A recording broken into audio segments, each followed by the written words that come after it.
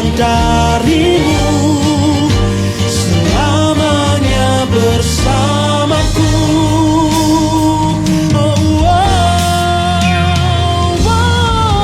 Ku percaya kau bekerja mendatangkan kebaikan di hidupku. Rancanganmu sempurna bagi kehidupanku. Ku bersyukur buat kasih-Mu. Selamat pagi Bapak Ibu dan kasih Tuhan, Shalom. Sungguh kasih dan kebaikan Tuhan terus nyata dalam kehidupan kita. Oleh karena itu kita rindu untuk bersyukur pada Tuhan. Kita rindu mengasihi Tuhan lebih lagi. Yang sepakat boleh bersama-sama kita lambaikan tangan. Mari sebelum kita memulai ibadah kita, sama-sama kita tundukkan kepala, kita berdoa. Kami sungguh bersyukur Tuhan buat kasih-Mu yang terus Engkau buktikan dalam kehidupan kami. Kebaikan-Mu yang tidak pernah habis atas setiap hidup kami Tuhan. Kami rindu terus memberikan yang terbaik. Kami rindu membawa ucapan syukur kami, rasa cinta kami padamu. Dan kami rindu Engkau yang bertahta atas setiap ibadah kami. Engkau yang kami senangkan, Engkau yang kami tinggikan. Hanya di dalam nama-Mu Tuhan kami berdoa. Mari bersama kita katakan, amin. Bapakku yang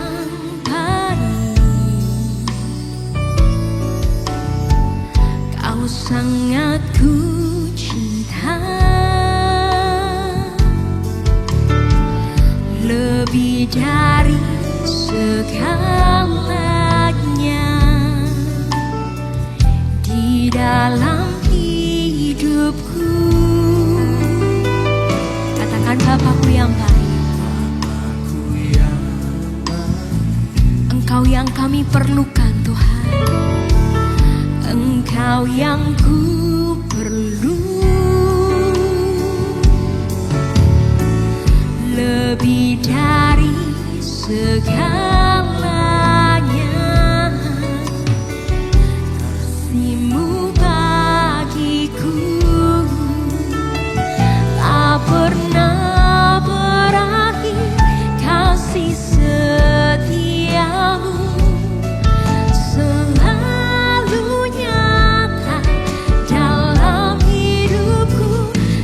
pernah berhenti berharap padamu, Yesusku, Kau segalanya.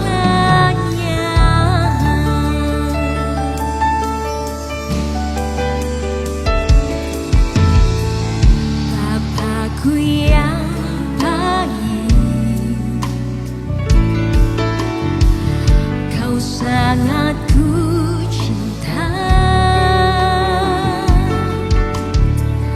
lebih dari segalanya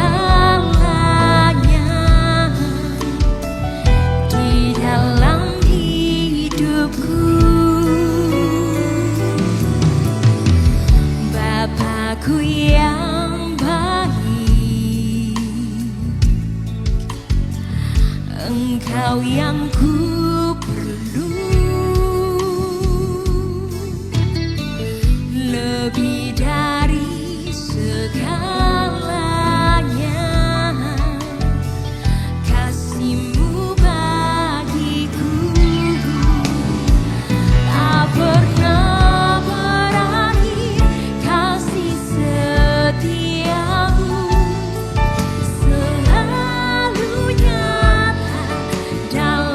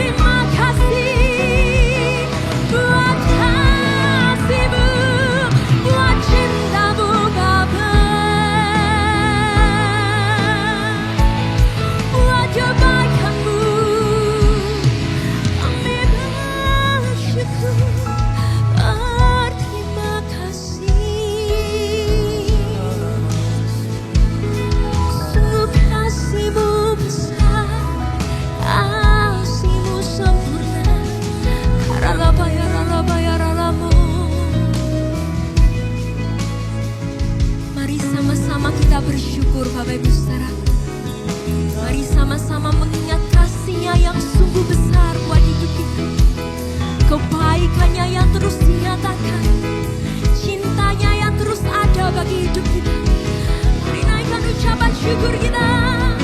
Oh, terima kasih Tuhan. Terima kasih buat cinta-Mu, kasih-Mu yang besar, kebaikan-Mu yang nyata, cinta-Mu yang Kau buktikan. Kami bersyukur.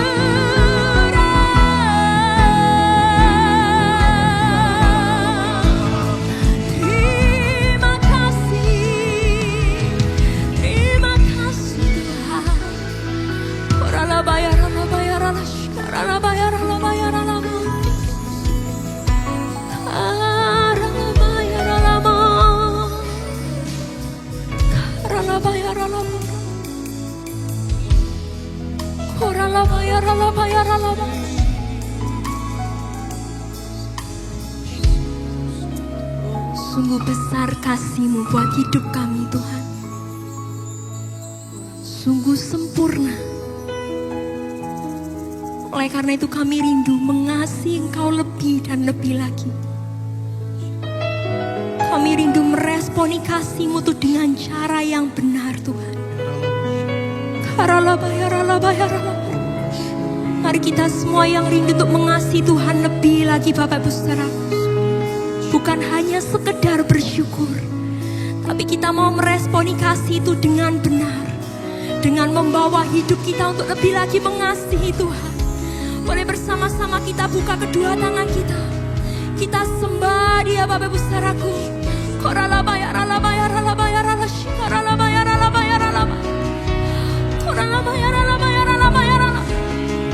Kami tahu kami tidak akan mampu membalas kasih-Mu Tuhan, tapi kami rindu mengasihi Engkau lebih dan lebih lagi.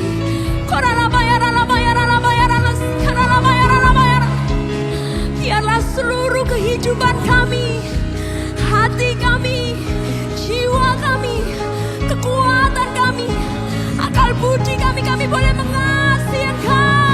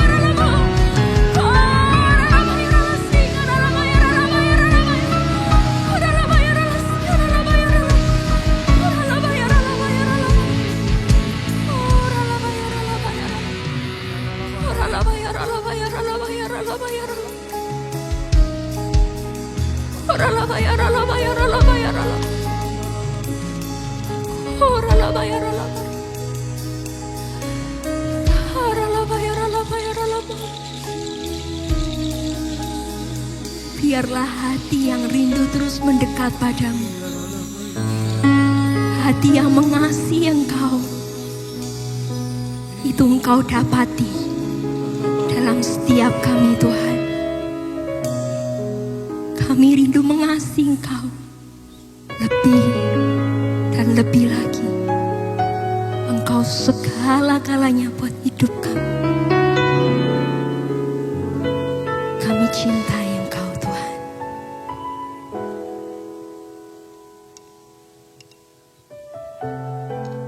Tidak pernah berakhir kasih setiamu dalam hidup kami Tuhan. Bahkan sampai dengan pagi hari ini, kalau kami boleh ada sampai dengan hari ini Tuhan, kami melihat betapa cinta kasih-Mu terus Engkau berikan dalam hidup kami. Biarlah melalui ibadah kami bersama-sama pagi hari ini Tuhan, kami mau menyatakan lebih dalam lagi. Kami merindukan Engkau, kami mau mengasihi Engkau, lebih dari apapun, sebab Engkaulah segala-galanya dalam hidup kami. Terima kasih Tuhan. Lebih dalam lagi ku rindukan Tuhan, lebih dari segala yang ada.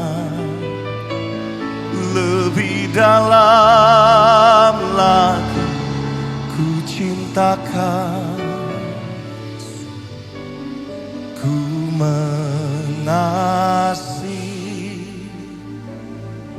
Satu kali lagi katakan, lebih dalam lagi. Ya Tuhan, lebih dari, lebih dalam.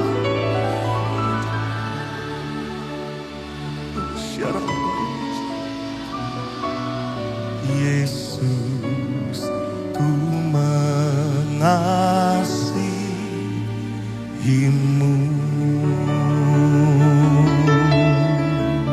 Mari bersama kita pujikan. Satu hal yang ku rindukan, ya Tuhan, selalu berada di dekatmu. Dengan segenap hati, dengan segenap jiwa, ku menanti di hadiratmu. Satu hal yang ku rindukan, ya Tuhan, selalu berada di dekatmu. Dengan segenap hati, dengan segenap jiwa, ku menanti di hadiratmu. Katakan, lebih dalam lagi ku rindukan, lebih dari segala. Kami rindukan Engkau Tuhan, lebih dalam. Kami cinta Kau, ku mengasihimu. Kau yang merindukan Tuhan bersama. Satu hal yang ku rindukan, ya Tuhan, selalu berada dengan segenap hati, dengan segenap jiwa, ku menanti. Lagi katakan, satu hal yang ku rindu, satu hal yang ku rindukan, selalu berada di dekatmu. Dengan segenap hati, dengan segenap jiwa, ku menanti di hadiratmu. Bersama katakan, lebih dalam lagi ku rindukan Tuhan, lebih dari segala yang ada. Lebih dalam lagi ku cinta Kau Yesus, ku mengasihimu. Lebih dalam lagi ku rindu Kau Tuhan, lebih dari segala yang ada. Lebih dalam lagi ku cinta Kau Yesus, ku ku mengasihimu. Katakan, lebih dalam lagi ku rindu Kau Tuhan, lebih dari segala yang ada. Lebih dalam lagi ku cinta Kau Yesus, ku mengasihimu.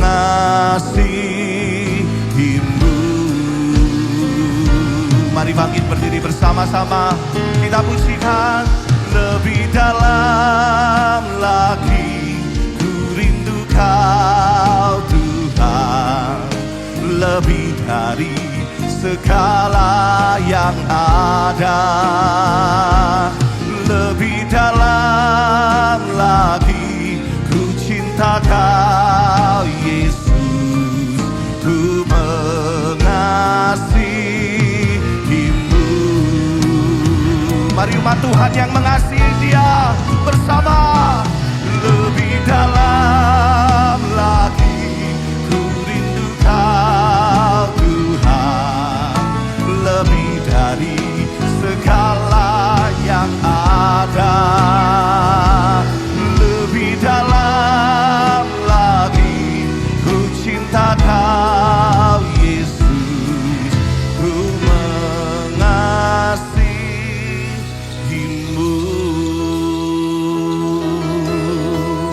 Angkat tangan kita bersama. Lebih dalam lagi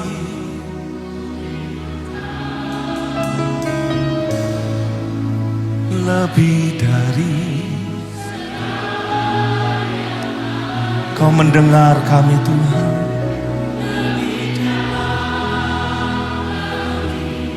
Ku cinta Kau,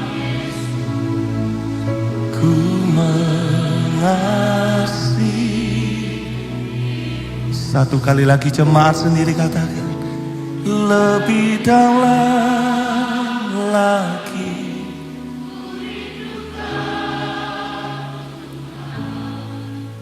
lebih dari. Mulai rasakan kasih Tuhan pagi hari ini. Lebih dalam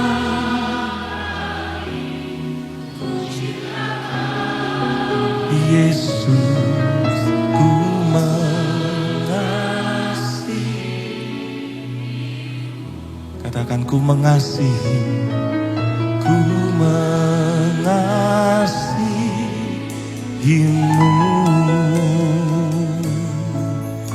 ku mengasihimu.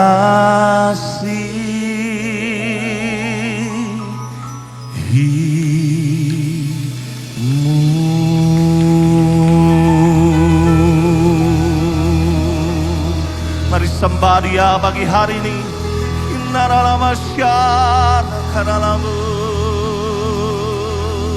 Haleluya.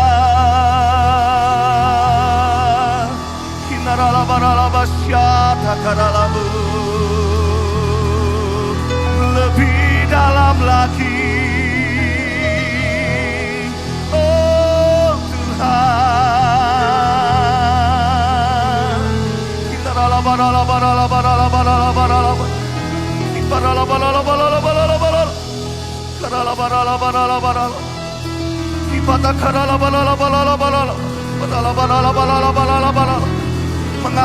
Mengalir kasih-Mu pagi hari ini.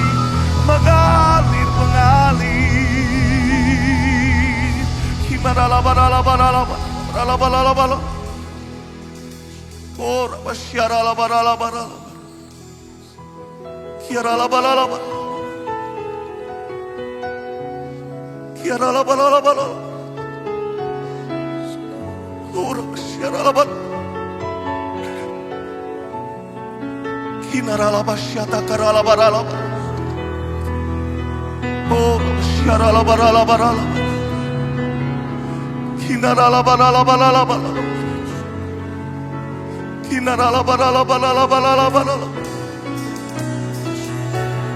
Percaya kita dikasihi oleh Tuhan, Bapak Ibu Saudaraku. kasih-Nya tanpa syarat bagi setiap kita semua. Mari pagi hari ini cintai Tuhan lebih dari apapun. Hinamasyata karalabaralabara. Hinanalamasyaralamu. Haleluya. Haleluya. Kami mengasihi-Mu Tuhan. Kaulah segalanya dalam hidupku. Mengasihi-Mu, mencintai-Mu lebih dari apapun Tuhan. Mengejar pribadi-Mu, mendekat padamu, mencari wajah-Mu, itu kerinduan kami. Oh Tuhan, Hinamasyaralamu, Yesus, haleluya.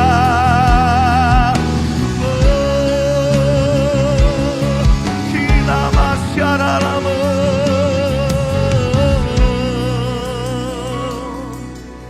Kiaralabaralabaralabara. Kiaralabaralabaralabaralabara. Kinaralabasyata karalabaralabaralabara. Mari alami cinta kasih Tuhan bagi hari ini Bapak Ibu Saudara. Kinamasyata karalabaralabaralabara. Kinaralabasyata karalabaralabaralabaralabara. Lebih dan lebih dalam lagi kami merindukan Engkau Tuhan bagi hari ini. Lebih dari apapun yang sedang kami cari, lebih dari apapun yang sedang kami inginkan, kami mau mendekat lebih lagi kepadamu, mencari pribadi-Mu Tuhan. Hinamasyata karalabaralabaralabara. Di dalam setiap kehidupan kami, kesetiaan kami kepadamu. Oh, kami mau mengasihi Engkau, kami mau mengasihi Engkau.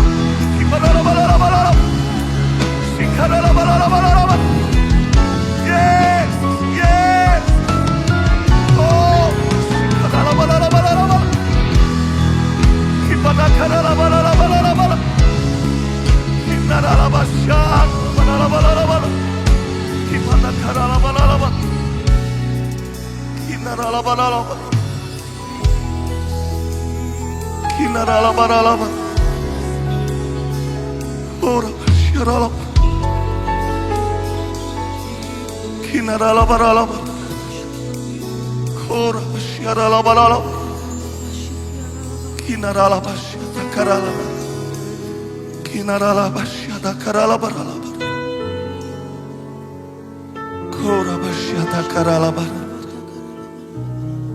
Kinamasyata karalabaralabara. Kinamasyata karalabaralabara. Korabasyaralabara. Kinamasyata karalabara. Kasih-Mu menjamah kami pagi hari ini Tuhan. Kasih-Mu menjamah setiap kami Tuhan.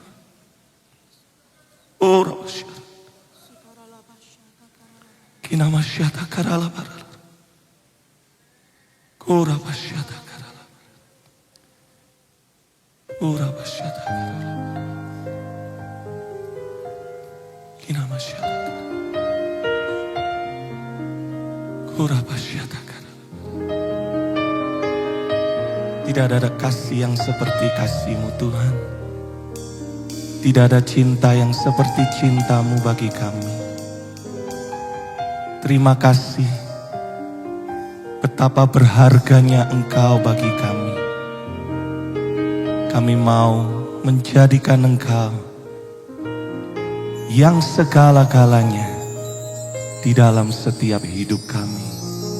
Kembali angkat tangan kita tinggi pagi hari ini Bapak Ibu Saudaraku. Lebih dalam lagi ku rindukan Tuhan. Tuhan lebih dari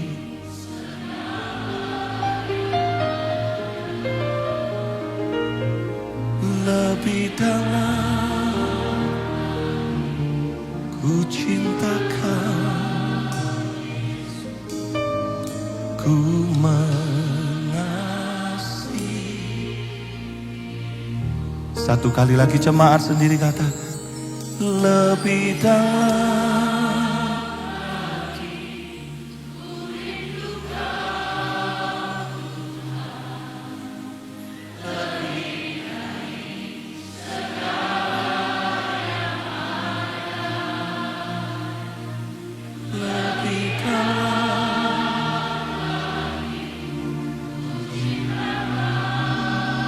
Yesus, ku mengasihimu.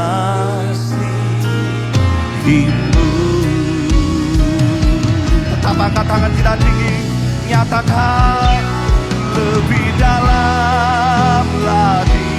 Ku rindu Kau Tuhan, lebih dari segala yang ada. Lebih dalam lagi ku cinta Kau Yesus, ku mengasihimu.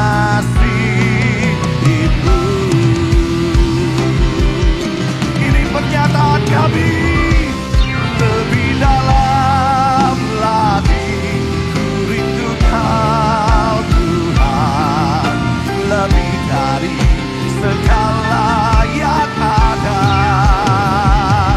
Lebih dalam lagi ku cinta Kau Yesus, ku mengasihimu. Katakan ku mengasihi, ku mengasihimu,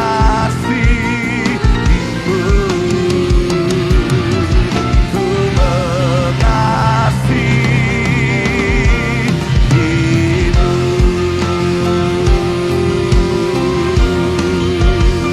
Oh, haleluya. Kami mau mengasihi Engkau lebih dalam dan lebih lagi Tuhan. Terima kasih Bapa, kami percaya pagi hari ini ada sukacita yang baru, kekuatan yang baru bagi setiap kami. Di dalam nama Tuhan Yesus, mari bersama kita berkata, amin. Dengan sukacita ku kan menari, dengan sorak-sorai memuji, kenaikan pujian, haleluya, nyanyi bagi Dia Sang Raja, oh nyanyi bagi Dia Sang Raja. Mari bersukacita bersama bagi hari ini, sebab kasih-Nya dicurahkan bagi setiap kita.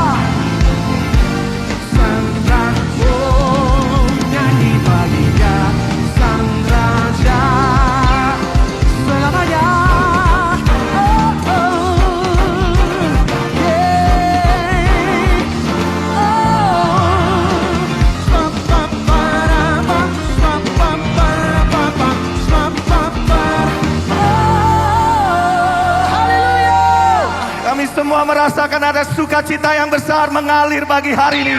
Dan kami mau menaikkan pujian, ucapan syukur kami kepada Tuhan. Haleluya. Mari bersukacita lebih lagi bagi hari ini. Hey. Segala puji syukur hanya bagimu Tuhan, sebab Kau yang layak dipuja. Semua kami mau bersorak tinggikan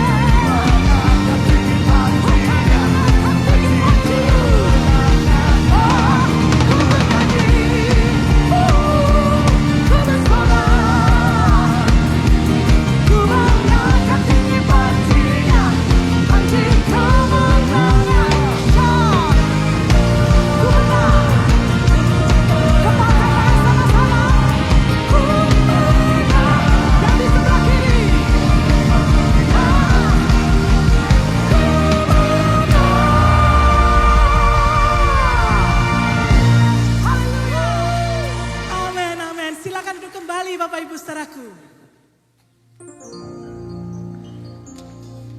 Tuhan, kami menyembah Engkau.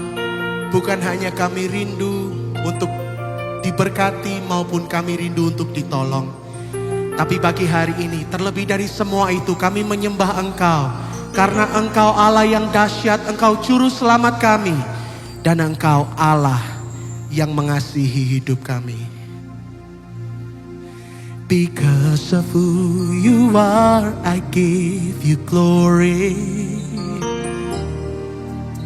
Because of who you are, I give you praise. Because of who you are, I will lift my voice and say, Lord, I worship you because of who you are. Lord, I worship you because of who you are. Nyanyikan, because of who you are. Because of who you are, I give. Oh, we give you all the glory. Because of who you are, I give you praise. Because of who you are, I will lift my voice and say, Lord, I worship you because of who you are. Lord, I worship you because of who. Mari sama-sama kita angkat tangan kita Bapak Ibu. Jehovah Jireh, my provider, yeah. Jehovah Nissi, Lord, you reign in victory. Jehovah Shalom, my Prince of Peace, and I worship you because of who you are. Jehovah Jireh, Jehovah Jireh, my provider, yes you are. Nissi, Lord, you reign in victory. Jehovah Shalom, my Prince of Peace, and I worship you because of who you are. Because of who you are. Because of who you are, I give you glory. Oh, because of who you are, I give you praise. Because of who you are, Lord, I will lift my voice and say, Lord, I worship you because of who you are. Lord, I worship you. Lord, I worship you because of who. Oh, Jehovah Jireh, Jehovah Jireh, my provider, yeah. Jehovah Nissi, Lord, you reign in victory. Jehovah Shalom, my Prince of Peace, and I worship you because of who you are. Jehovah Jireh, Jehovah Jireh, yes you are. Oh, Jehovah Nissi, Lord, you reign. Lord, you reign in victory. Jehovah Shalom, my Prince of Peace, and I worship you because of who you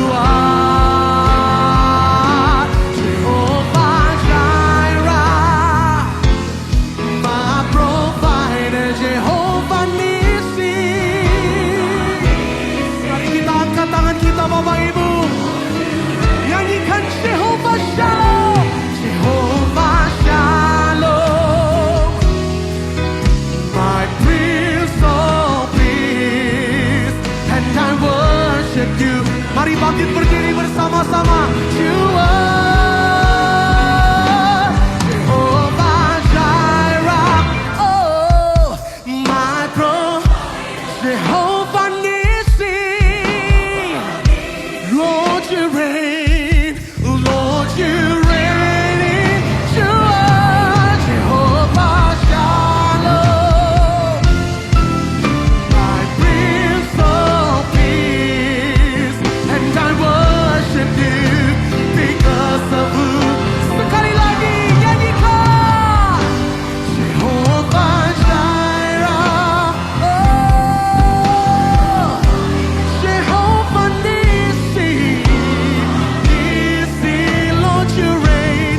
Lord, you reign in victory. Jehovah Shalom. My Prince of Peace. And I worship you because of who you are.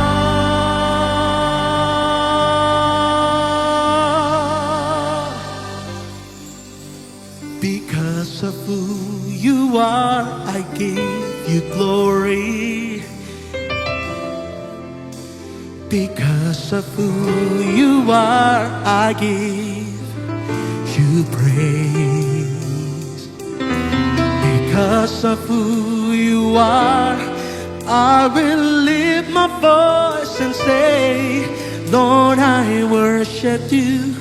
Because of who you are, Lord, I worship you. Lord, I worship you. Because of who you are, we worship you, oh God. Lord, I worship you because of who you are.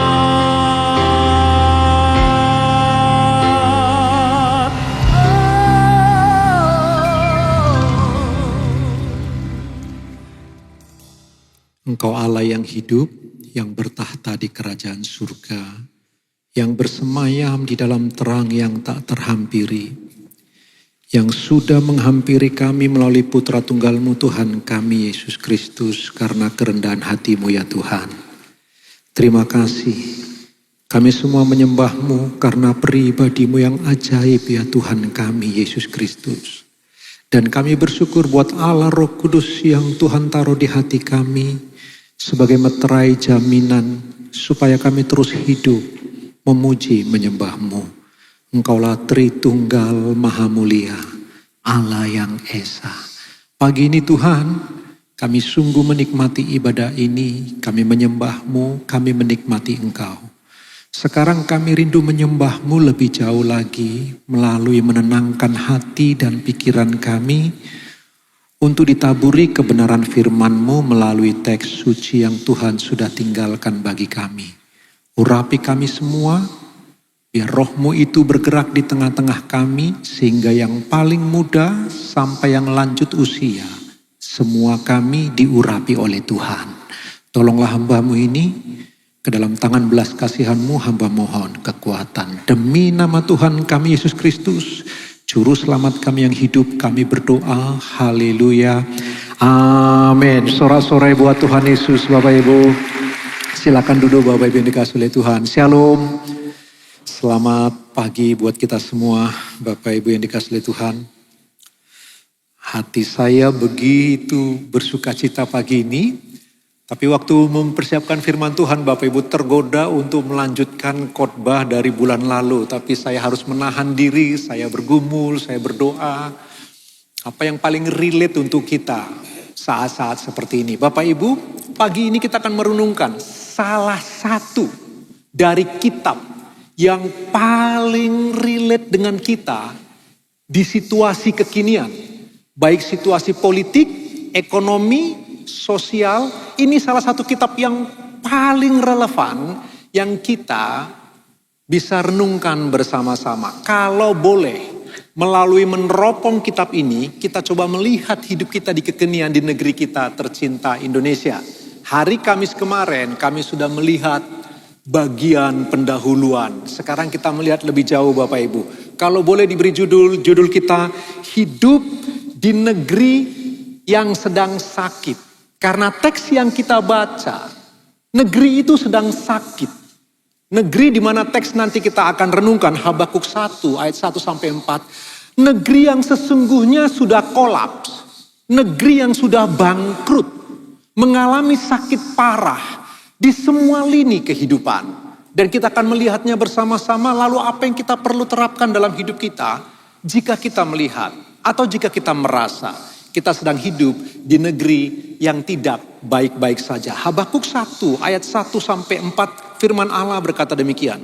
Ucapan ilahi dalam penglihatan Nabi Habakuk. Berapa lama lagi Tuhan aku berteriak, tetapi tidak kau dengar. Aku berseru kepadamu penindasan, tetapi tidak kau tolong. Mengapa engkau memperlihatkan kepadaku kejahatan, sehingga aku memandang kelaliman? Ya, aniaya dan kekerasan ada di depan mataku. Perbantahan dan pertikaian terjadi. Itulah sebabnya hukum kehilangan kekuatannya dan tidak pernah muncul keadilan. Sebab orang fasik mengepung orang benar. Itulah sebabnya keadilan muncul terbalik. Diberkatilah mereka yang membaca firman Allah, merenungkannya, menyimpan dalam hati. Dan yang paling berbahagia kita yang sungguh-sungguh menghidupi firman tersebut. Amin. Bapak Ibu, ayat 1 agak sulit untuk kita bisa pahami. Ayat itu berkata, ucapan ilahi dalam penglihatan Nabi Habakuk. Biasanya di semua bagian lain, setiap kali ucapan ilahi, maka kalimat selanjutnya, maka berfirmanlah Allah. Ini enggak. Setelah ucapan ilahi dalam penglihatan Nabi Habakuk itu, langsung yang kita temu sebuah protes keras. Tanda kutip, sebuah amarah dari seorang nabi yang dia ungkapkan kepada Tuhan sesembahannya yang dia layani. Supaya kita bisa paham lebih tajam lagi kitab Habakuk ini Bapak Ibu. Coba kita melihat situasi pada waktu itu. Secara politik, geopolitik, setelah kerajaan utara musnah. Dulunya kerajaan Asyur luar biasa besar. Lalu kemudian memusnahkan kerajaan utara dari Israel. Tetapi pada waktu Habakuk melayani Tuhan di kerajaan Yehuda, kerajaan utara sudah musnah, kerajaan Asyur sudah bangkrut. Tinggal dalam geopolitik waktu itu, dua negara adidaya yang saling bertempur. Mana itu? Mesir kuno dengan Babel. Lalu kekuatan dua raksasa di zaman itu bertemu dalam satu pertempuran di sungai, di tepi sungai Efrat. Namanya peperangan Karkemus. Dalam peperangan Karkemus itu, Nebukadnezar II memimpin pasukan Babel, lalu Neko II memimpin pasukan Mesir.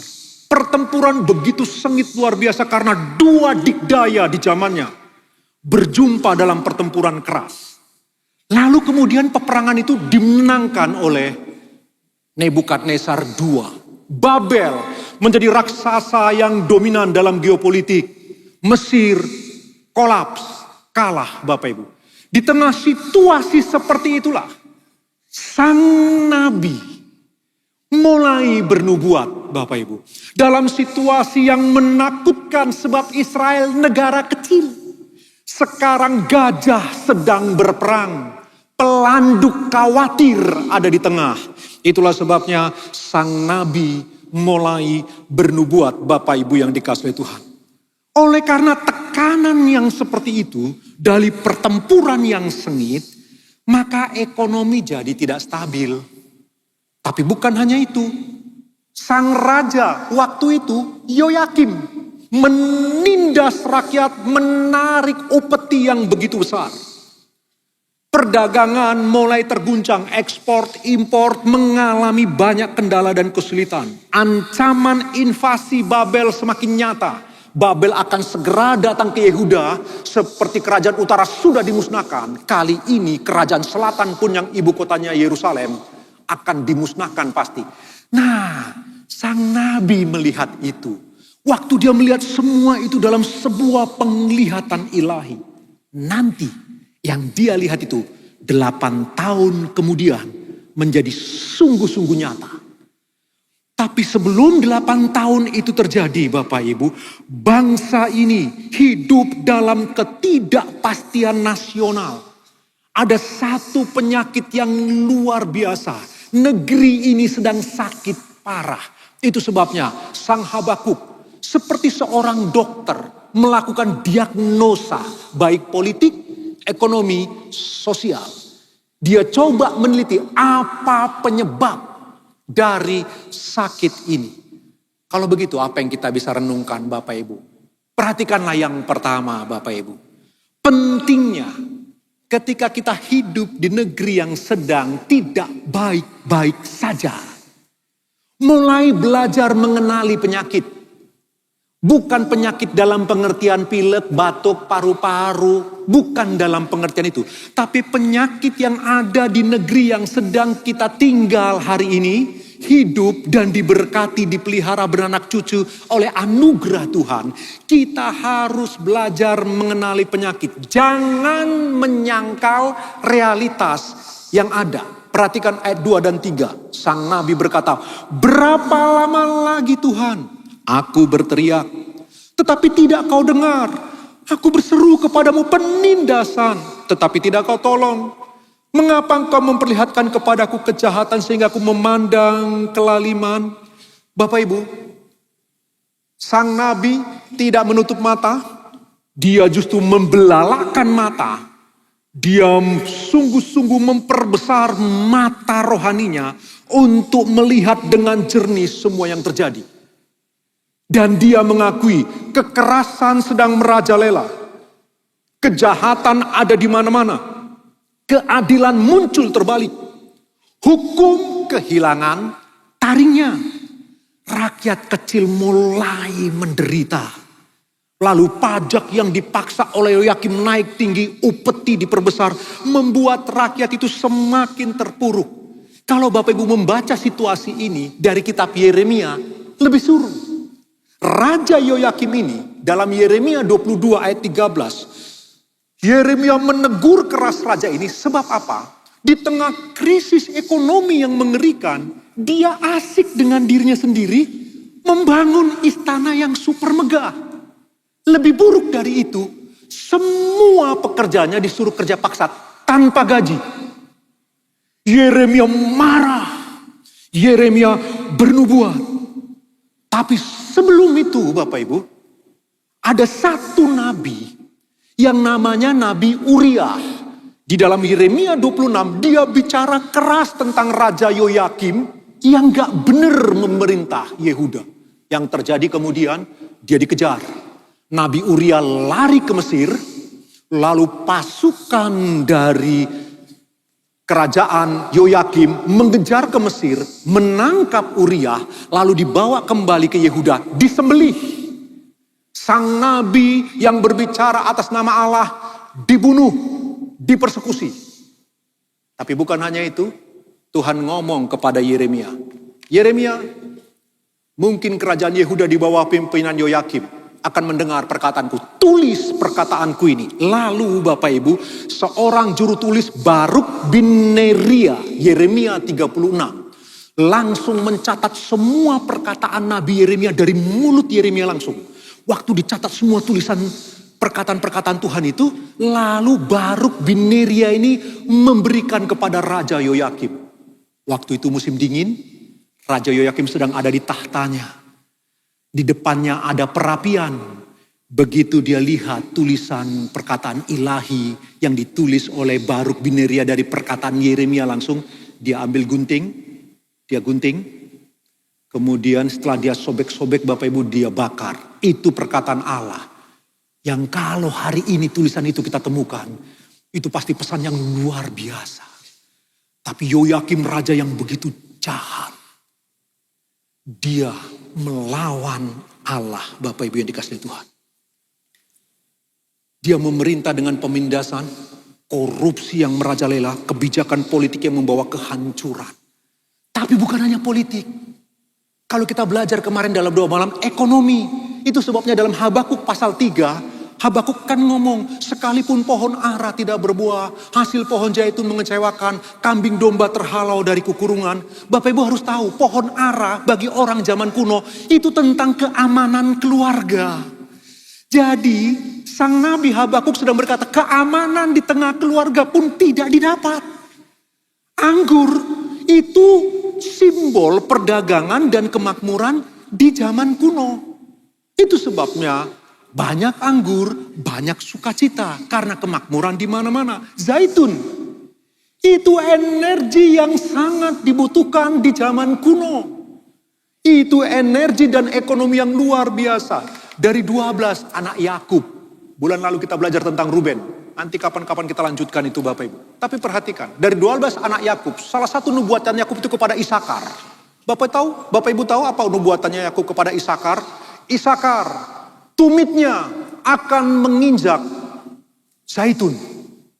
Isakar, satu dari 12 suku yang paling kaya raya. Melalui suku Isakarlah, suplai ekonomi kepada seluruh Israel mengalami keamanan di semua raja sampai Raja Daud dan Raja Salomo. Isakar, nanti keamanan Isakar dijaga oleh saudara dekatnya, Zebulon. Jadi Zebulon berperang sebagai prajurit, mengawal saudaranya yang bernama Isakar yang penuh dengan kemakmuran melimpah. Jadi zaitun itu cerita tentang energi, cerita tentang kekayaan ekonomi yang melimpah. Dan waktu Yakub berkata, Isakar, dia akan berjalan di atas zaitun, tumitnya itu berada di atas zaitun. Isakar begitu makmur. Tahu sebabnya Bapak Ibu? Di zaman Nabi Elisa, ada seorang hamba Tuhan dari suku Lewi, imam, mati dengan meninggalkan hutang yang banyak, 2 anak laki-laki dan 1 istri. Janda ini datang kepada Nabi Elisa, lalu ngomong, tolonglah hambamu ini, karena suamiku hamba Tuhan itu mati meninggalkan banyak hutang. Dari mana kita tahu banyak hutangnya? Sebab 2 anak laki-lakinya akan diambil untuk dijadikan budak, menggantikan hutang itu. Lalu Elisa berkata, pulang ke rumahmu, ambil tabung bejana sebanyak-banyaknya, pinjam dari tetangga-tetanggamu. Lalu kemudian dituangkan minyak itu, nggak habis-habis Bapak Ibu, sampai penuh semuanya. Setelah nggak ada lagi tabung yang bisa diisi, barulah berhenti minyak itu. Bapak Ibu tahu, di zaman itu minyak, saya coba ingin menggambarkan minyak itu tentang energi dan ekonomi yang luar biasa. Di zaman itu 1 liter minyak itu sebanding dengan 5 sampai 10 karung gandum terbaik. Jadi minyak bagi kerajaan kuno atau kehidupan zaman kuno itu kemakmuran, ternak. Itu aset kekayaan. Jika semua ini hilang, seperti Habakuk berkata, kambing domba terhalau dari kurungan, maka bangsa kehilangan masa depan. Daftar yang disebut Habakuk dalam Habakuk pasal 3 itu rantai ekonomi nasional. Pohon ara, anggur, zaitun, ladang, kambing, sapi, itu bukan daftar acak. Bukan.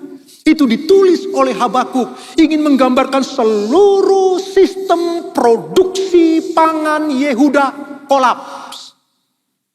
Sebab negeri itu sakit parah. Yang paling dia takutkan, jika Babel datang menginvasi, sudah pasti ladang dibakar, ternak dirampas, kebun dihancurkan. Itulah strategi perang kuno untuk menghancurkan ekonomi suatu bangsa. Jadi negeri itu, teks yang kita baca tadi, negeri yang sedang bangkrut. Negeri yang sedang kolaps. Negeri yang sedang tidak baik-baik saja. Yang dalam bahasa saya, negeri yang sedang sakit. Bapak Ibu, bagaimana dengan negeri kita? Di mana kita hidup? Ada gejala dari negeri yang sakit. Perhatikanlah, kekerasan struktural. Hukum yang tajam ke bawah, tumpul ke atas. Seorang ibu jual cateringan, gara-gara cateringan orang keracunan langsung ditangkap. Tapi yang MBG, keracunan di mana-mana banyak, ribuan, tak ada satupun yang ditangkap. Hukum tajam ke bawah, tumpul ke atas. Kita sedang hidup di negeri yang Bapak Ibu nggak boleh merem. Ini realita. Kemiskinan di tengah kelimpahan sumber daya alam. Beberapa waktu lalu, oleh anugerah Tuhan, teman-teman di Timika melihat live streaming yang inden. Saya diundang khotbah dalam Natal di Freeport. Kekayaan alam yang melimpah luar biasa. Tapi tetangga dengan itu, kemiskinan yang sulit sekali untuk bisa ditolong. Perhatikan kelimpahan sumber daya alam. Tapi kemiskinan tak bisa dientaskan. Sekurang-kurangnya dikurangilah. Kriminalitas yang meresahkan. Bagaimana mungkin korban jadi tersangka? Kita tahu semua cerita ini. Tapi berapa banyak dari kita yang mulai melek, mulai melihat ini, lalu melihat sumber penyakitnya ada di mana. Belum lagi korupsi sistemik. Bayangkan Bapak Ibu, ketika anggota DPR bertanya, itu uang untuk mengiris ujin SIM dan lain sebagainya, gimana itu? Jawabannya mengecewakan kita. Ada apa dengan negeri ini? Bapak Ibu, perhatikanlah, Habakuk marah. Habakuk kecewa, dia protes kepada Tuhan, dia berteriak, kenapa engkau pertontonkan semua ini kepadaku Tuhan? Berapa lama lagi? Sampai kapan Tuhan? Dia protes, dia berteriak. Bapak Ibu, dan protes ini disebut ucapan ilahi. Itulah revolusionernya dari kitab Habakuk. Satu-satunya. Doa yang protes dianggap sebagai ucapan ilahi. Nabi Habakuk. Bapak Ibu perhatikan apa yang bisa dipelajari. Orang percaya pertama-tama dipanggil untuk melihat, bukan berpaling. Bapak Ibu, kita sering tergoda untuk jadi rohani, tanda kutip Bapak Ibu. Kita menyangkal realitas atau kenyataan yang ada. Sudahlah, jangan lihat berita. Sudahlah, jangan lihat media sosial. Nanti imanmu itu turun. Bapak Ibu, yang penting fokus saja sama Tuhan. Ngapain ngurus-ngurusin politik? Ngapain ngurusin begitu? Habakuk beda. Dia nabi yang matanya terbuka lebar.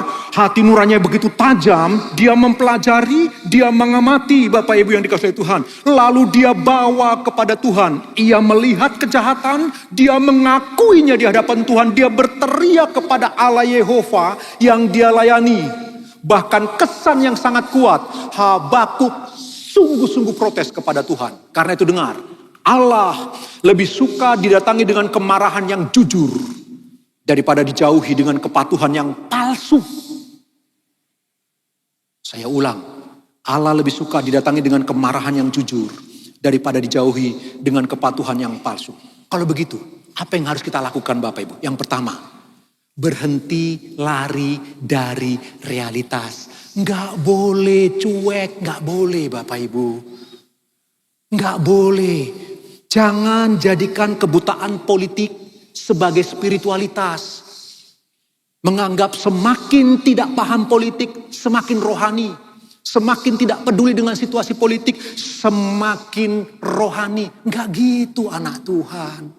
Alkitab enggak ngomong begitu. Bahkan Kristus Tuhan, dia tahu isu-isu politik itu sebabnya khotbahnya luar biasa tajam.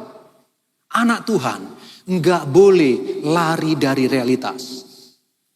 Karena itu yang kedua, tangisilah negerimu. Bapak Ibu, Habakuk tidak sekedar melihat yang terjadi dan apa yang segera akan terjadi. Dia nggak berhenti di situ, dia berteriak, air mata yang tercurah untuk negeri adalah doa yang paling tulus. Kapan engkau berhenti berdoa meminta kebutuhan-kebutuhanmu saja? Kapan kau berhenti berdoa hanya untuk meminta keinginan-keinginanmu dipenuhi? Kapan kau mulai berhenti dan buang itu lalu mulai menangisi negerimu? Negeri yang sedang tidak baik-baik saja. Kita nggak tahu. Para pengamat, para ahli ekonom memprediksi kalau sampai $20.000 nggak tahu jadi apa negeri ini. Lalu engkau dan saya tenang-tenang saja sebab anak-anak Allah punya kerajaannya sendiri. Kita suka ngomong begitu. Gak benar kita. Kita perlu menangisi. Gak perlu protes. Gak perlu unjuk rasa. Jangan. Jangan lakukan hal yang anarkis. Jangan. Doakan negerimu. Tangisi sungguh-sungguh. Berteriak. Menjerit. Saya cerita kepada Bapak Gembala. Banyak tahun yang lalu saya pernah pahit dengan negeri tercinta. Sebab apa? Ada pemimpin ngomong, ngapain kirim TKW keluar sana seakan-akan kurang pekerjaan di sini. Kenapa TKW keluar negeri? Karena nggak ada kerjaan di tempat ini. Banyak tahun yang lalu kejadian ini terjadi Bapak Ibu. Saya rasa, kenapa pemimpin ngomong begini ya? Mereka pergi keluar negeri karena di dalam negeri nggak dapat kerja kan? Lalu enak kali ngomong, ngapain keluar negeri, di sana diperkosa, di sana dibegini. Bapak Ibu saya pernah pahit, tapi nggak boleh. Kita anak Tuhan. Bapak Ibu, sayang, bahkan gereja tak berani membawa suara kenabian. Suara profetisnya tumpul. Tapi pagi hari ini, buat saya pergumulan untuk menyampaikan sharing ini Bapak Ibu. Tapi dengar, pernahkah kau meratapi negerimu yang dengan sengaja Tuhan membawa engkau ke negeri ini, terlahir sebagai anak bangsa ini, walau mungkin statusmu masih dipertanyakan. Bapak Ibu, tangisi negerimu, tangisi negeri kita. Dan yang ketiga perhatikan, beri nama penyakit dengan jujur.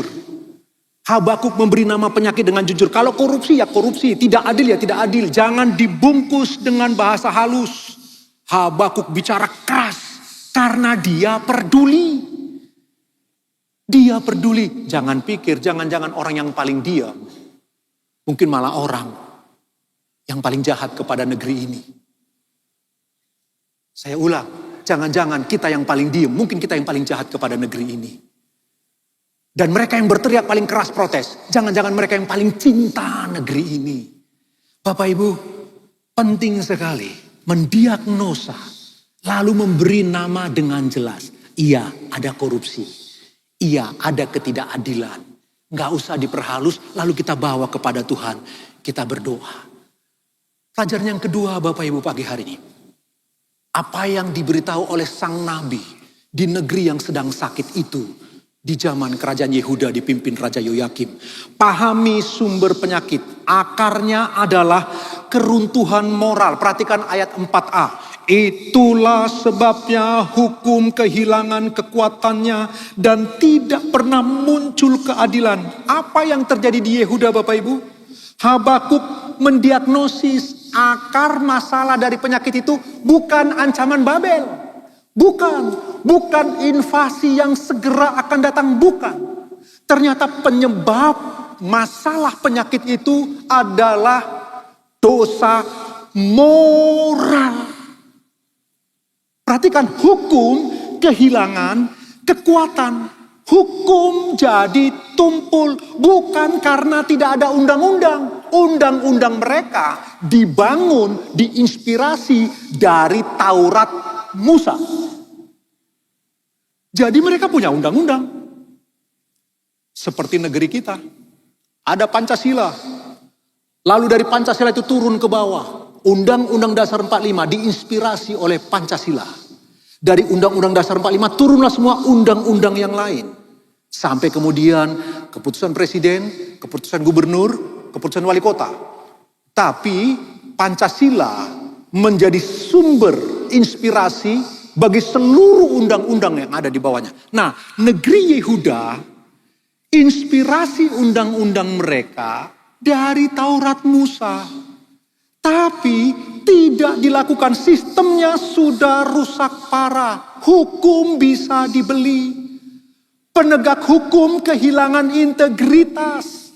Mereka begitu jahat. Bapak Ibu tahu ya, Harun, semua anak keturunan Harun, itulah yang jadi imam.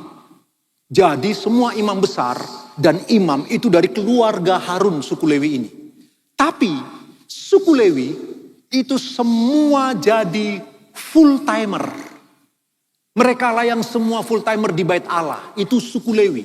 Tapi hanya keturunan Harun yang boleh jadi imam dan imam besar. Tahukah Bapak Ibu, di zaman Tuhan Yesus yang paling tidak percaya ada kebangkitan. Siapa itu? Orang Saduki. Siapa orang Saduki? Itu mayoritas orang-orang Lewi. Orang yang dari bait Allah. Orang yang dari rumah Tuhan. Tidak percaya ada kebangkitan. Hukum betul-betul jungkir balik. Jungkir balik. Penegak hukum di bait Allah tak punya integritas. Bapak Ibu. Keadilan yang hanya untuk yang mampu bayar. Bagi mereka yang mampu bayar, keadilan didapat. Itulah terjadi di zaman Yehuda. Jika tidak ada yang bayar, tak akan dapat keadilan. Itu sebabnya Nabi Habakuk berteriak lantang. Yeremia berteriak keras. Nabi Uria sampai terbunuh mati. Sebab mereka berbicara benar. Moral publik yang runtuh karena teladan para pemimpin yang buruk. Iya, pemimpin-pemimpin Yehuda buruk. Lalu turun semua ke bawah. Jadi dosa menjadi struktural. Dosa bukan lagi individu. Strukturalnya itu sudah berdosa. Bapak Ibu, kalau kita mau jujur dengan negeri kita tercinta Indonesia, penyakit terbesarnya adalah penyakit moral. Bukan sekedar politik, bukan sekedar ekonomi. Moral lah sumber penyakitnya. Bapak Ibu perhatikan. Orang bisa ganti presiden, ganti menteri, ganti gubernur. Kalau moral tidak diperbaiki, sama saja. Cuman memindahkan penyakit kepada yang lain. Karena itu nggak perlu ganti presiden. Moral yang harus diperbaiki. Sebab akar masalah, diagnosa seperti kitab Habakuk, moral penyebabnya.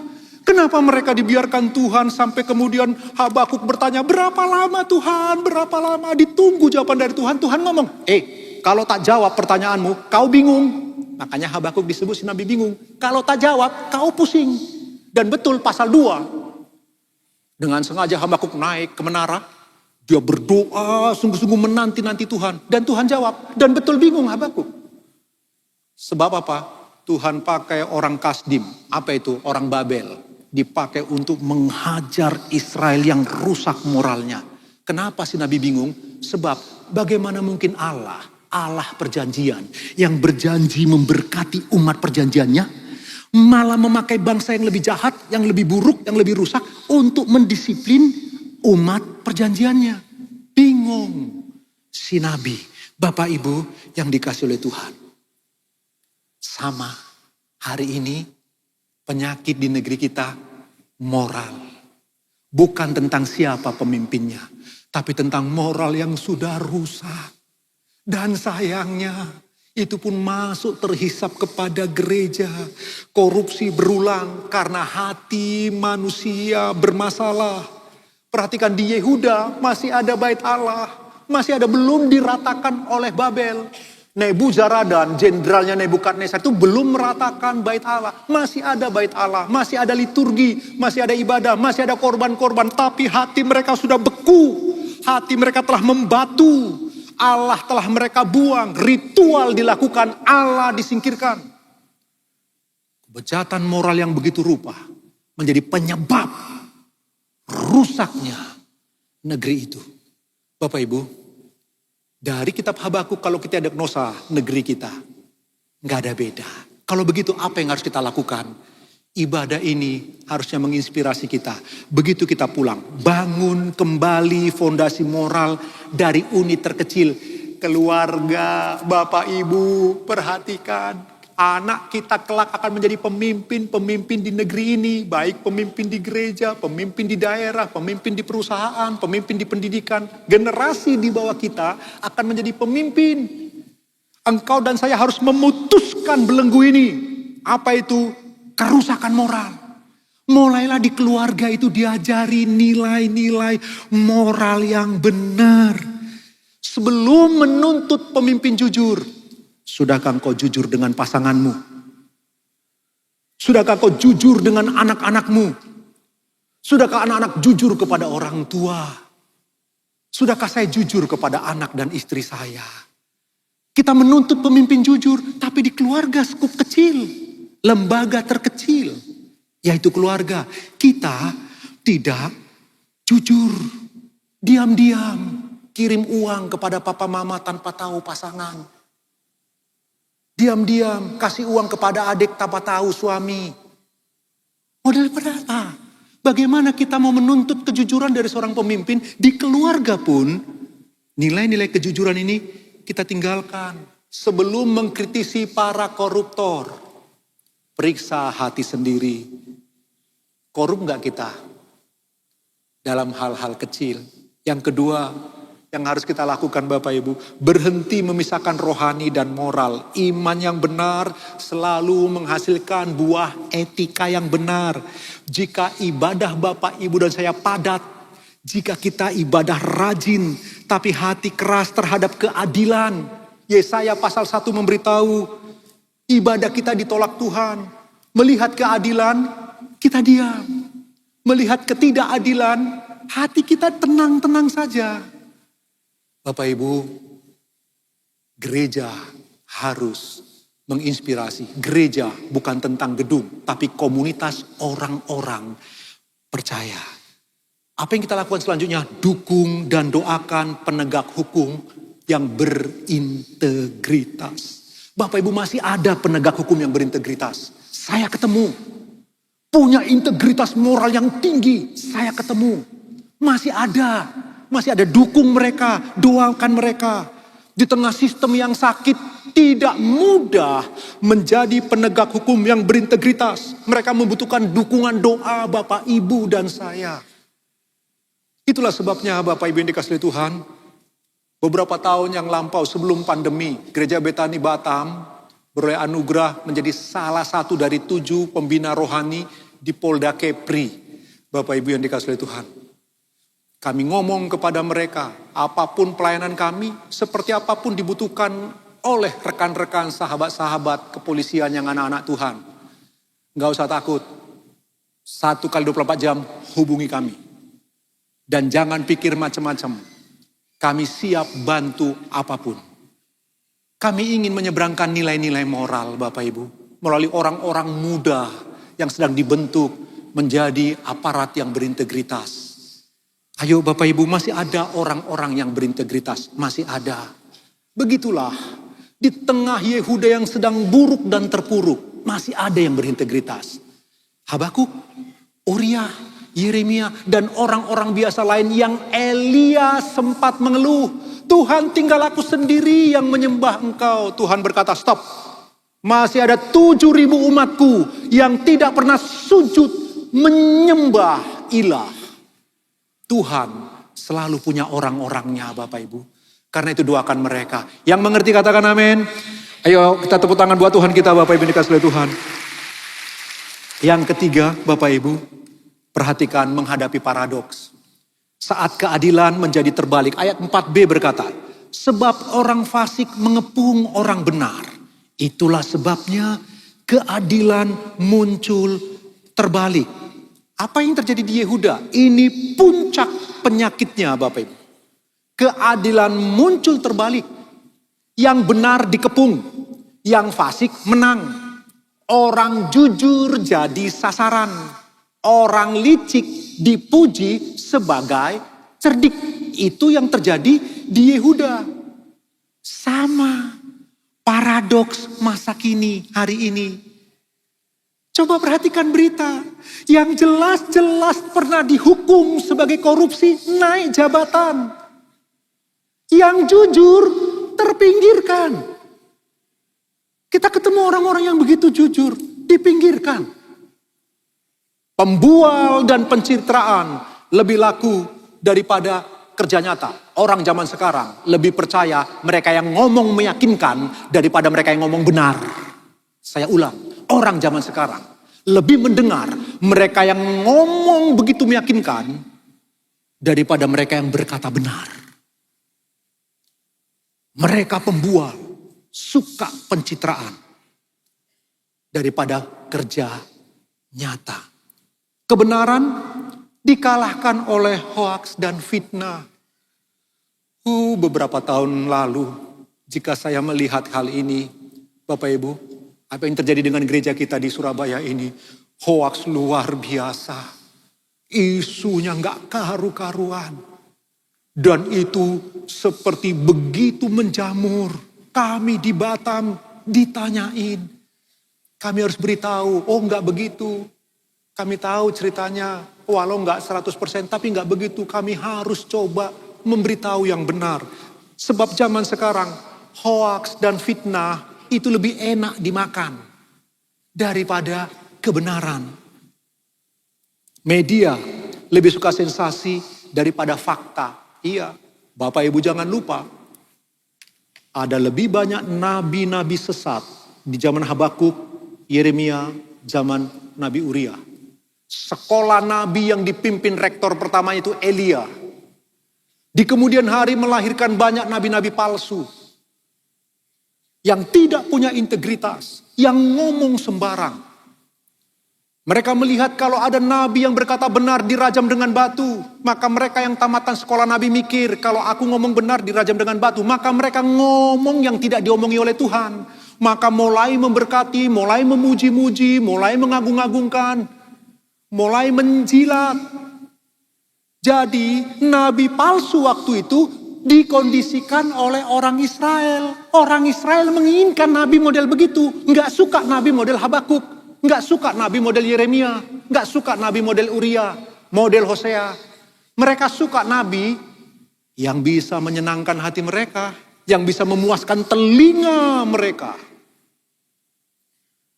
Bapak Ibu, yuk kita pikirkan bagian ini bersama-sama. Inilah ujian paling berat. Apakah kita tetap benar ketika kebenaran sedang kalah, tanda kutip. Kebenaran tak pernah kalah.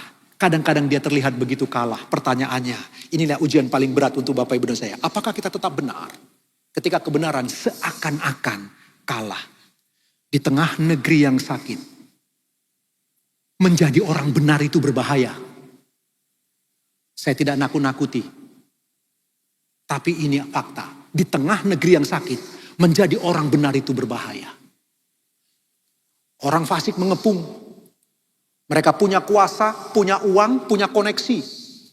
Mereka punya kemampuan untuk bisa menghancurkan siapa saja yang menghalangi keinginan-keinginan mereka. Perhatikan yang baru saja terjadi, orang yang disiram dengan air keras itu.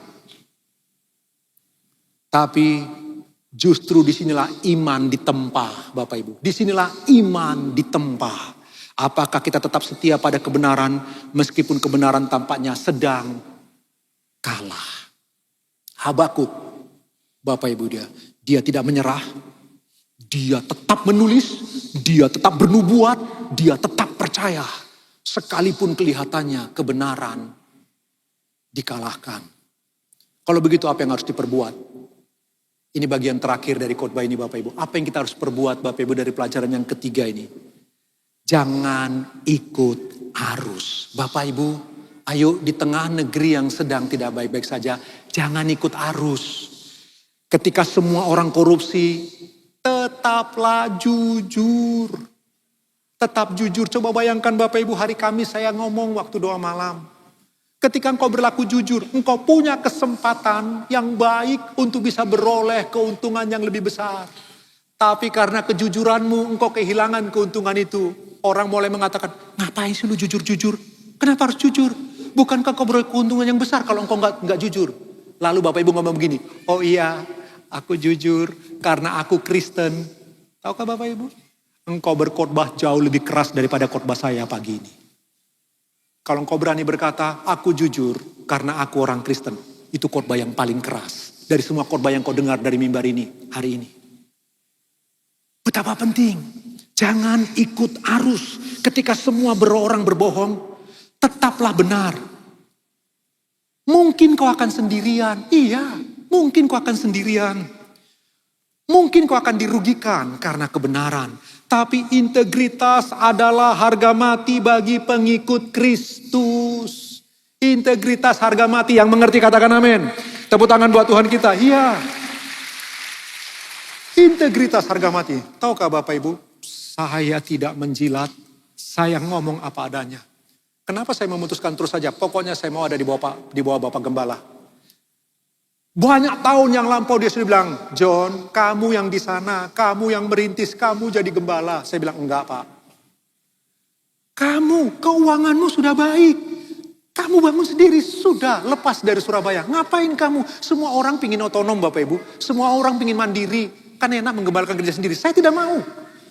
Entah berapa kali beliau ngomong, John, saya tidak mau. Kenapa Bapak Ibu yang dikasihi Tuhan? Ini alasannya. Untuk apa saya harus lepas? Kalau saya pertama, saya tahu pemimpin saya berintegritas. Yang kedua, visi saya yang dianugerahkan Tuhan ke hati saya, semua dijalankan. Saya butuh, Pak, kami mau siaran televisi untuk ditembakkan ke Singapura dan Malaysia untuk penginjilan bagi para TKI dan TKW. Lakukan. Kami lakukan Bapak Ibu selama 2 tahun. Kami sering jumpa darat, ketemu dan mereka banyak. Ya mereka senang sekali terima Tuhan Yesus. Cuman kalau kontrak kerja habis mereka harus pulang. Biasanya mereka harus kembali ke iman yang lama. Kami siaran radio. Bapak Gembala, lakukan. Semua visi dipenuhi. Kenapa saya harus pindah? Maksud saya, kenapa saya harus lepas? Itu sebabnya saya bilang, nggak perlu Pak. Tapi kemudian tahun 2012, Bapak Gembala bilang, nggak ada cara lain. Selesai John, waktunya kau lepas. Harus, nggak ada cara lain, lepas. Kalau nggak dewasa-dewasa. Saya pikir-pikir, iya juga. Jangan-jangan saya begini karena saya terlalu nyaman. Tapi begitu dilepas, harus belajar semuanya sendiri. Apa yang saya mau beritahu Bapak Ibu? Ketika semua orang berlaku tidak jujur, tetaplah jujur. Sebab di dalam Kristus sekali lagi integritas harga mati. Tepuk tangan buat Tuhan kita Bapak Ibu yang dikasihi Tuhan. Hari ini saya bersyukur banget Bapak Ibu. Saya bersyukur sekali. Waktu itu Bapak Gembala berkata begini. Kalau engkau sukses, namamu yang diingat orang. Kalau engkau gagal, semua orang salahkan saya John. Kenapa mengutus engkau melepas begitu saja, membiarkan sehingga kemudian gagal. Jadi kalau engkau sukses, engkau yang beroleh. Kalau engkau gagal, aku yang disalahkan orang. Bapak Ibu, itu sebuah pernyataan yang cukup berat bagi saya waktu itu. Lalu kemudian saya pikir, oke, kalau begitu, Bethany Batam jadi pilot project. Apa yang kami lakukan Bapak Ibu, persis nasihat-nasihat yang diberikan, saya lakukan Bapak Ibu. Hari ini kami bersyukur, gereja di Bethany Batam dipelihara Tuhan dan diberkati Tuhan. Yuk tepuk tangan buat Tuhan Bapak Ibu. Yang kedua, bangunlah komunitas yang benar. Bapak Ibu, orang fasik mengepung orang benar. Bahaya kalau orang benar sendirian, itu bahaya Bapak Ibu. Karena itu, bangun persekutuan dengan sesama. Yang juga berjuang untuk kebenaran. Saling menguatkan, saling menopang. Karena itu Bapak Ibu komunitas seperti ini datang ke gereja. Hari Kamis Bapak Ibu datang dalam doa malam. Bapak Ibu datang bersama-sama membangun sebuah komunitas sesama orang benar. Itu baik. Penting sekali Bapak Ibu. Seringkali di saat-saat saya mengalami rasa susah sekali. Saya butuh komunitas yang sehat. Pendeta nggak mudah cari sahabat. Dengarkan ini ibu-ibu. Mohon maaf para perempuan. Laki-laki paling sulit cari sahabat. Sebab oksitosinnya bukan pada hubungan. Kalau perempuan kan 3 oksitosinnya. Kepada benda, materi, suka kepada benda-benda. Lalu kemudian kepada verbal, mulut suka ngomong, oksitosinnya. Yang ketiga, Bapak Ibu yang dikasihi Tuhan, mereka ya tadi itu suka hubungan. Hubungan, oksitosin, mereka suka oksitosin kepada materi dan bicara. Karena itulah perempuan paling mudah menjalin hubungan. Perempuan mudah sekali untuk bersahabat lalu cair begitu. Pria sulit cari sahabat. Apalagi pria itu pendeta. Saya paling sulit. Saya butuh komunitas. Karena itu Bapak Ibu, ya orang yang paling saya repotin pasti istri saya. Boleh tanya istri saya Bapak Ibu, kalau istri saya pergi ke WBI, kalau istri saya pergi keluar bersama dengan ibu-ibu saya di rumah, saya dikunci dari luar. Karena saya nggak ada sahabat, saya nggak ada teman. Teman saya cuma buku-buku, baca Bapak Ibu. Kalau ada kebakaran, dijauhkan Tuhan, dijauhkan Tuhan, dijauhkan Tuhan. Kalau ada kebakaran, ada apa-apa mati saya di kamar itu, dikunci dari luar. Pria sulit punya sahabat, tapi orang benar sendirian itu berbahaya. Engkau dan saya harus punya komunitas. Komunitas satu hobi kah? Hobi yang sama, komunitas satu profesi kah? Profesi yang sama. Orang benar harus punya komunitas. Penting bangun komunitas yang benar. Supaya apa? Saling menjaga. Yang terakhir, jangan menghakimi Tuhan. Ketika keadilan muncul terbalik, kita bisa marah. Kita bisa protes Bapak Ibu, tapi jangan kemarahan membuat kita meninggalkan iman. Justru ketika keadilan muncul terbalik, pegang Tuhan, kuat-kuat. Jangan menghakimi Allah. Habakuk, dia tidak menghakimi Tuhan. Dia cuman protes saja. Tanda kutip protesnya itu kalau Bapak Ibu baca dengan sungguh Habakuk, dia seperti menuduh. Agak menuduh begitu. Tapi dia tak pernah menghakimi Tuhan sampai Tuhan singkapkan. Habakuk, baik. Ingat baik-baik. Aku akan memberitahu kepadamu. Tuliskan di loh batu 5 celaka untuk Babel. Bapak Ibu, lalu kemudian Habakuk Bapak Ibu menyimpulkan begini. Di tengah semua hiruk pikuk sakit yang luar biasa dari negeri Yehuda. Muncul kalimat yang sangat terkenal. Yang dikutip oleh Rasul Paulus dalam perjanjian baru. Orang benar hidup karena percayanya. Pagi hari ini, saya tidak tahu bagaimana situasi Bapak Ibu di tengah negeri kita yang sedang seperti ini. Bapak Ibu, orang benar hidup karena percayanya. Engkau pegang terus Tuhan, gandol Yesus kata lagu itu, terus ikut Tuhan, percayalah Tuhan memelihara Bapak Ibu dan saya. Tepuk tangan buat Tuhan kita Bapak Ibu. Kita bangkit diri bersama-sama Bapak Ibu yang dikasihi Tuhan. Pagi hari ini kita belajar. Coba melihat diagnosa dari Habakuk tentang negeri Yehuda. Dan melihat kepada negeri kita tercinta Indonesia. Bapak Ibu, sumber penyakitnya kita temukan. Apa itu? Moral. Mari anak-anak Tuhan, jadilah orang-orang yang punya moral cemerlang. Moral yang indah. Moral yang menjadi rujukan ketika orang bertanya, kemana saya harus bercerita tentang kebaikan? Namamu disebut, sebab engkau menjadi referensi. Ketika orang bertanya, kemana saya mencari kejujuran? Namamu disebut, datang kepada orang itu. Sebab orang itu jujur. Milikilah kejujuran di tengah negeri yang sedang tidak baik-baik saja. Mari kita naikkan satu pujian kepada Tuhan.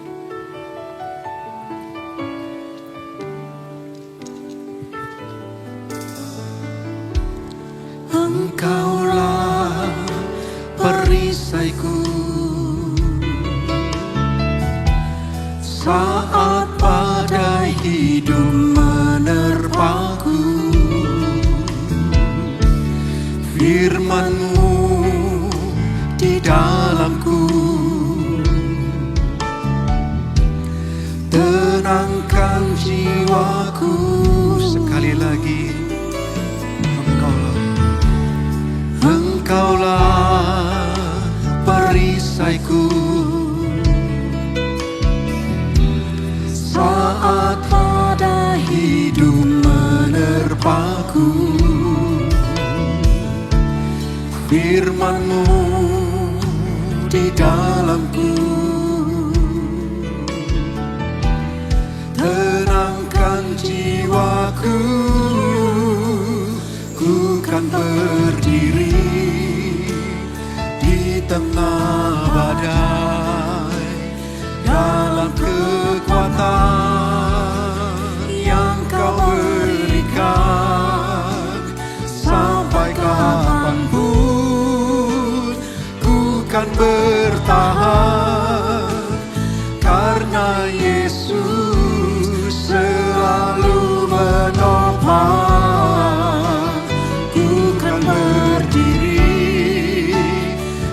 Tengah badai dalam kekuatan yang Kau berikan. Sampai kapanpun ku kan bertahan karena Yesus selalu menopang hidupku.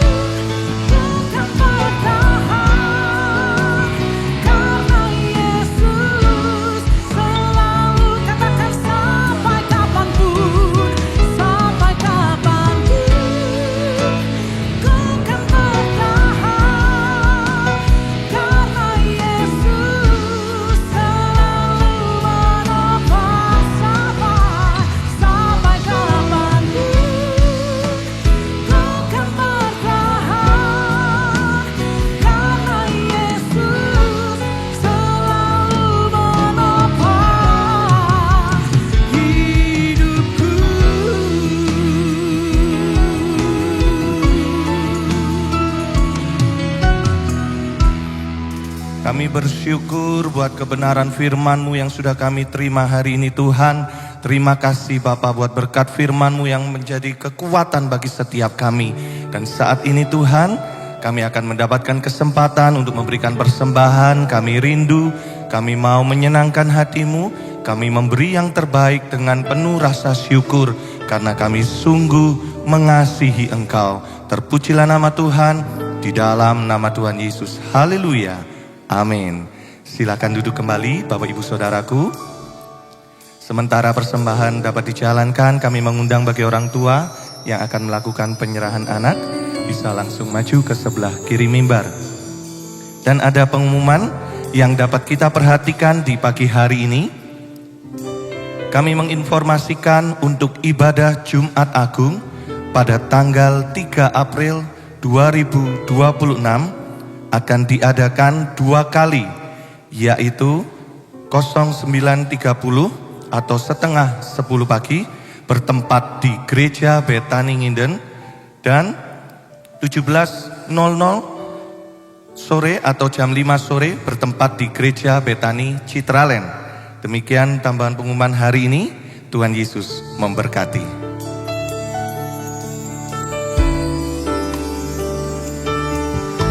Lebih dari yang telah ku pinta, lebih dari yang telah ku pikirkan, semuanya Engkau sediakan dalam hidupku.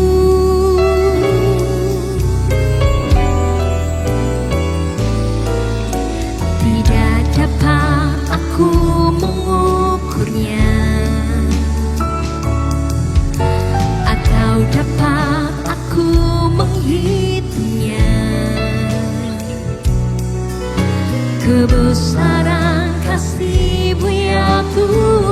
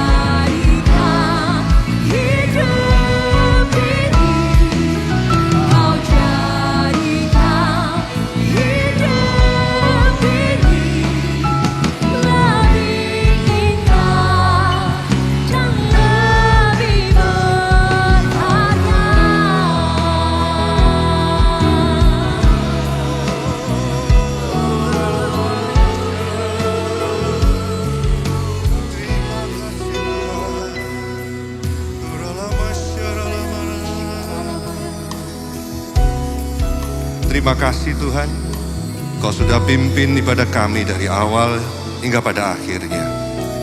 Sebentar kami akan kembali ke tempat kami masing-masing. Kami akan berpisah satu sama lain Tuhan. Tapi kami percaya penyertaan-Mu, segala pemeliharaan-Mu tetap menyertai kami semua Tuhan. Berkati keluarga kami, berkati apa yang kami kerjakan Tuhan. Terima kasih Bapa, dan apabila kami datang dengan segala beban berat Tuhan, kami percaya Tuhan, Engkau Allah yang sanggup memberikan mujizatnya. Engkau Allah yang sanggup memberikan jalan keluar buat kami. Engkau Allah yang sanggup memberikan kekuatan pada kami untuk menghadapi semuanya Tuhan. Terima kasih Bapak, terima kasih buat penyertaan-Mu. Mari saudara kita angkat tangan kita. Dan sekarang sidang jemaat yang terkasih, pulanglah dalam damai sejahtera Tuhan ini. Dan terimalah berkat anugerah yang besar dari Allah Bapa, damai sejahtera dalam Kristus Yesus, serta penyertaan Roh-Nya yang kudus, yang selalu menyertai, membimbing, bahkan memberkati kita semua. Mulai dari sekarang sampai selama-lamanya. Maranatha, Tuhan Yesus datang kembali. Mari bersama-sama dengan percaya kita katakan, amin. Selamat siang, Tuhan Yesus memberkati kita semua.